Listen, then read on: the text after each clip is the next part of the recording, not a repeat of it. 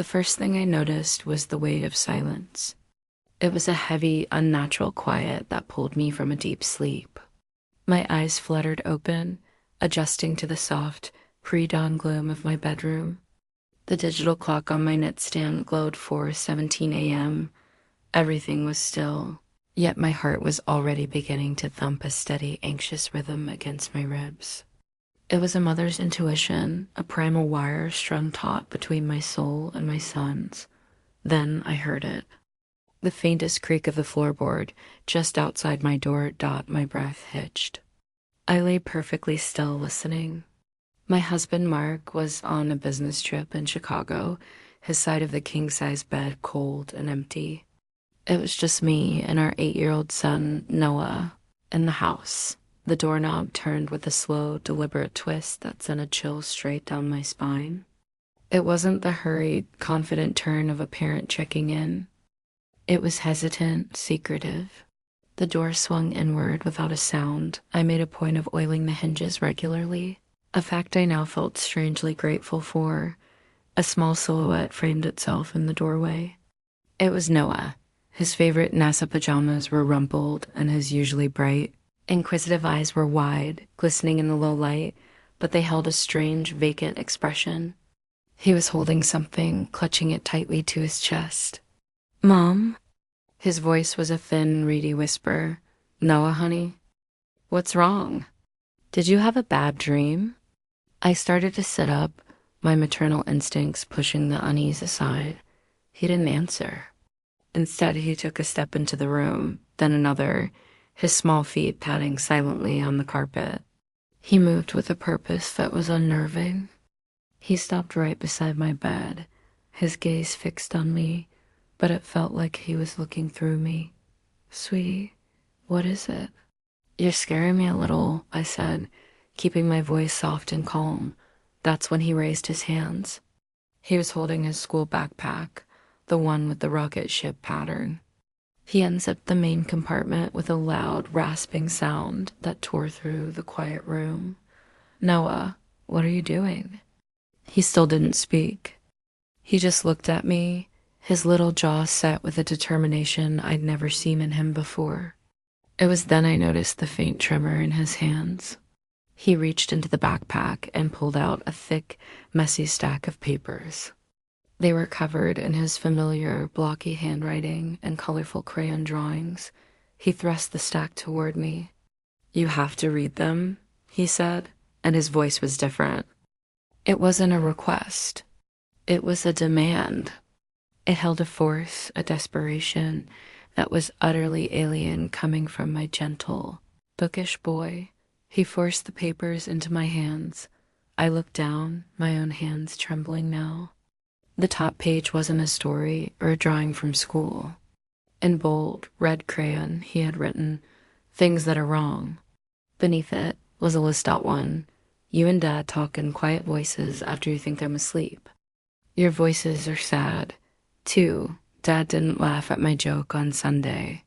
He always laughs. 3, you cried in the car last week. You thought I was listening to my AUDIOBOOK.4. You stopped eating your favorite yogurt. 5, Dad's suitcase is still in the hallway from his last trip." It's been 3 days. I looked up at Noah, my throat tight. His eyes were brimming with tears now, the forced bravado crumbling. "Keep reading," he whispered, his voice cracking. I flipped to the next page. This one was titled, "What I Think is Happening." His childish drawings depicted our family 3 stick figures. But on this page, one of the larger stick figures, me, was drawn with a giant blue tear falling from its eye. The other large stick figure, Mark, was drawn at a distance with a scribbled gray cloud over his head. Arrows connected the cloud and the tear, and in his phonetic spelling, he had written, "Is Dad's work making you both sad? Are we going to have to move?" Page after page, it was a catalog of his silent observations and the terrifying conclusions his young mind had constructed. There were theories about financial ruin, about one of us being sick and not telling him, about us being angry with him. The final page was a single sentence. written over and over, filling the entire sheet, each iteration getting smaller and more cramped, as if he was trying to convince himself by the sheer volume of the words. It is probably my fault. The stack of papers felt like it weighed 100 pounds. This wasn't a childish prank or a simple nightmare. This was my son's internal world, a landscape of anxiety and fear that he had been navigating completely alone for weeks, maybe months. He hadn't sneaked in to play a trick or steal a treat. He had been forced by a burden too heavy for his small shoulders to carry any longer. He was forced to confess his fears, to make me see the cracks he had been seeing, to demand answers. Tears streamed down my face. I dropped the papers on the comforter and opened my arms. He scrambled into the bed, burying his face in my neck, his small body shaking with sobs. "Oh, my sweet, sweet boy," I murmured into his hair, holding him tighter than I had in years. "No, no, baby. It is not your fault. It is never, ever your fault." We sat like that for a long time, wrapped in the early morning darkness, as his storm of emotion slowly subsided. When his breathing evened out, I spoke, my voice thick with my own tears. "Noah," I began, choosing my words with immense care. "You are the most wonderful, most loved little boy in the entire world.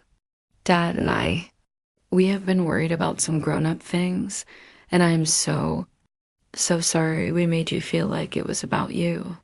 I explained in the simplest terms I could that Daddy's company was going through some changes and there was a lot of stress about his job. I told him that grown-ups sometimes forget how to handle their own worries and can get quiet and sad, and that was our mistake, not his. I apologized for the crying in the car, for the quiet talks, for every single clue he had meticulously collected and misinterpreted. The world feels big and scary sometimes, doesn't it? I asked, stroking his hair. He nodded against my shoulder. "I thought everything was breaking," he whispered. "It's not, honey. We are a family and families are strong. But we have to talk about the scary things. You can't keep them locked up in a backpack. You have to share them so we can face them together." The relief that washed over him was palpable. It was like watching a candle being lit in a dark room. The tension drained from his small body, and the familiar, bright light slowly returned to his eyes as the first rays of the sun began to paint the room in hues of gold and pink. We made a plan. We decided we would make a big, special pancake breakfast and call Dad on video chat, and we would all talk about the grown-up worries as a family. We would promise, as a family, to try harder to talk about our feelings, even the small, fuzzy ones that are hard to name. Noah fell asleep in my arms, exhausted from his emotional ordeal. I carefully extracted myself, gathered the heartbreakingly insightful papers from his backpack, and placed them on my desk. They weren't a source of fear anymore. They were a map of my son's heart, and it had shown me a territory I had been blind to. He hadn't sneaked into my room with malice. He hadn't forced anything with aggression. My son, my brave, perceptive, beautiful boy, had been forced by love and fear to stage an intervention. He forced a conversation that we, the adults, had been too preoccupied to start. He forced our family to begin healing. I looked at him sleeping peacefully in my bed, his features soft and untroubled for the first time in what I now realized had been too long. The title of that early morning would never be a story of fear, but one of salvation. It was the night my son, with a backpack full of fears and a heart full of love, forced our family to find its way back to each other.